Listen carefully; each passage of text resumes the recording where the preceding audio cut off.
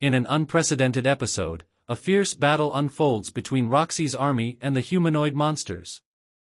Suddenly, another faction intervenes, summoning the sacred bird, whose power surpasses that of humans as it draws strength from beyond the aerial realm. It is now heading to kill Lady Roxy. Will Vite intervene in time to save the princess? Is it true that Lady Roxy will discover that the person behind the mask is Vite? The plot unfolds dramatically, so stay tuned for the thrilling conclusion. The episode begins with Roxy confronting Lord Corpse in the battlefield, ordering him to draw his sword and challenging him to a fight. Lord Corpse questions if something has troubled her, and then Roxy's friend appears with a paper, informing Lord Corpse not to feign innocence. He has been involved in 56 violent incidents with other warriors and caused damage to 20 properties in just 1 month since their return from the Great Valley. How did he manage all that? The sword then speaks, suggesting to Vite that the girl is likely imitating her mistress, Roxy, and is not skilled at it at all. Lord Corpse tells Vite that all those incidents were provoked by others attacking him, attributing it to the cost of fame. Roxy explains that she cannot overlook any more violent conflicts. Lord Corpse asks what he should do, and Roxy instructs him to join the royal army. However, if he refuses, he should think about the consequences as he might end up in prison. Lord Corpse then surprises Roxy by pulling his sword from its sheath, and when she questions leaving the sword in the sheath, he reveals that it was specially crafted for his sword. Then they prepare for battle, and we see a green leaf-shaped paper flying in the air. Lord Corpse divides it into 2 halves, and the fight between Roxy and Lord Corpse begins. Roxy aims a powerful strike at him, and Lord Corpse speaks to himself, acknowledging that he should have the statistical advantage but is unable to overcome her. The sword then reminds him not to forget that she is a sacred knight. Roxy lands a hit on Lord Corpse and tells him she won't go easy on him. As Roxy attacks with her sword, Lord Corpse reflects on the technical skills gained from daily training. Roxy interrupts his thoughts and asks if he's daydreaming in the middle of the battle, causing a minor crack in his mask. Lord Corpse realizes that Roxy is targeting his mask. Roxy taunts him, saying that if he won't take this seriously, she'll laugh. She quickly attacks him, and Lord Corpse steps back. Roxy informs him that he can't win by just dodging her attacks. If he doesn't want to reveal his identity, he must take the battle seriously. Lord Corpse, acknowledging that he has no choice, prepares for the fight. A bright light emanates from his sword, surprising everyone, especially Roxy, who realizes that this sword technique belongs to the sacred sword.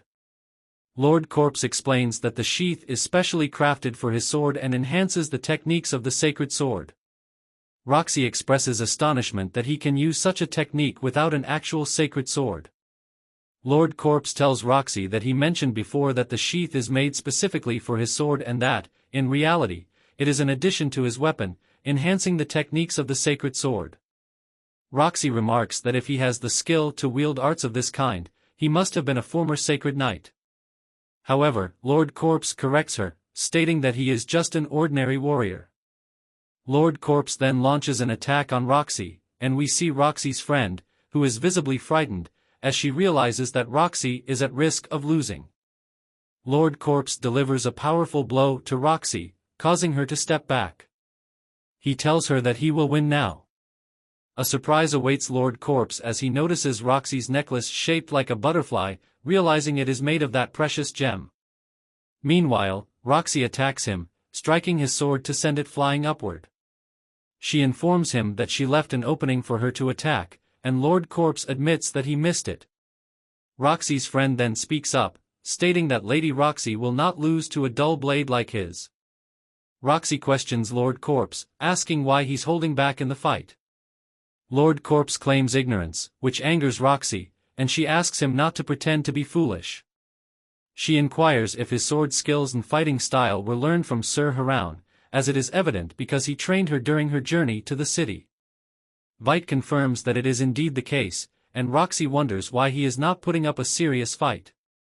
Lord Corpse replies that he doesn't know what she's talking about, prompting Roxy's frustration. She then asks if his skills were influenced by Sir Harem, and Vite suggests that someone must have controlled him. He recalls the large monster with the same emblem as the salamander. Vite wonders to himself if Iris is behind all this. He then discusses with Mogan, mentioning that Mogan's detailed analysis using the camera was a bold and impressive idea. Vite is astonished by Mogan's incredible ability to explore and analyze matters simply by looking at them. Mogan reveals that he was raised by a highly educated family in science and technology, where his father was a talented researcher, just like him now. But she is not like me in intelligence because she is very smart, Vite tells Mogan.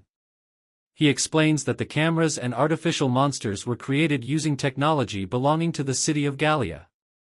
Vite suggests allowing Mogan's daughter to examine one of them might be a good idea. He proposes that when they go to that place, Mogan's daughter can come along to see for herself. Mogan becomes enraged, interpreting Vite's suggestion as an attempt to introduce him to Vite's daughter. In this moment, Vite is shocked and flustered, clarifying that it was not his intention at all. Mogan, in anger, declares that he will not allow Vite to meet his daughter, Rainy. Vite becomes more and more flustered, assuring Mogan that it was not what he meant. Mogan then shouts loudly that he will not permit Vite to meet his daughter Rainy, leaving Vite even more bewildered. Vite tries to explain that it wasn't his intention, but Mogan runs after him at high speed. The scene then shifts to Rainy, Mogan's daughter, who is questioned about Raffle by someone while she is in the lab preparing some chemical compounds. She tells her friend that rumors say Raffle locked himself in his room and is now studying the great philosopher's stone. Apparently, he went on a research trip to Tamborin before Hada's death. Rainy, excited, reveals a blue book, stating that it contains information about the philosopher's stone. She mentions that it is believed to have healing powers, but she clarifies that true healing comes only from God, and anything else can only be a contributing factor. Rainy explains that it also grants immense power to its owner but, in return, overpowers the mind and body. It has complete control over both. The scene then transitions to Vite, asleep on his pillow, looking up and thinking about something. He recalls the girl from Gallia talking about the field, and when he asked her what the field was, she explained that it's a level of power where the sacred dragon resides. If one can't reach it, they won't be able to fight it. However, if they push themselves too hard, they'll lose control entirely. Vite asks her how he can reach that power level, and she responds that if he presses himself too hard, he'll lose control of his skills entirely. How can one reach that power level? Vite wonders, but he returns to reality, rising from his bed upon hearing alarm sirens blaring in the city. It seems that there is some impending danger. The scene shifts to Lady Roxy, questioning what's happening when the commander of the Royal Guard enters, informing her that there is a massive crowd. He mentions a death march heading their way, and she instructs them that they will go and confront it with full force. The scene transitions to the colossal monsters, crawling on the ground, causing chaos. Roxy is organizing the army, stating that they will fight and protect the city until death. We then see the city residents evacuating rapidly, resembling refugees fleeing the area. In a dramatic moment, the narrator draws a parallel between these monstrous creatures attacking the city in Israel, portraying them as aggressors killing innocents and using destructive aircraft against Palestinians without mercy or compassion. The scene shifts back to Vite, waiting eagerly above. He observes the royal army led by Lady Roxy, charging swiftly towards the enemy. The sword speaks to Vite, stating that she is moving with great force, being the commander, and will easily end the conflict. Vite's eye, now red, has been activated, and he has better control over it. The sword instructs him to focus, as they need to be ready to move at any moment, discovering what is happening and putting an end to it. At this moment, the sword reveals something strange, detecting enemy movements from the east. When Vite looks in that direction, he sees something peculiar moving across the ground, resembling a whale swimming in the water. It appears to be enormous, and if it continues in that direction, it will be under the royal army in just 3 minutes. It becomes apparent that they need to intervene now because the royal army, led by Roxy, will be in significant trouble if they face a sudden attack. At that moment, Vite transforms his sword into the deadly bow and aims his spear unerringly at the direction of the strange creature. We see Vite using the partnership skill to amplify the shot's charge and give it multiplied range. This is a modified art that can only be used when facing imminent death due to starvation. When Vite observes large monsters, this skill activates automatically. Vite then charges his spear with substantial energy, referred to as the spiral shot, and directs it towards the strange creature.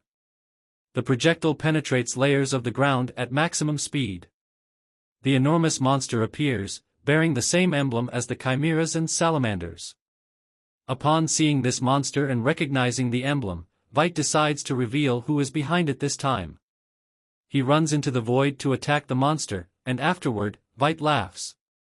When his sword friend asks why he is laughing, Vite explains that he was thinking about something. He never considers jumping from such a great height before. Vite descends with all his strength to strike the monster. It's time to find out who this is. However, when Vite looks at the monster's stats, he realizes that it is a crowned monster.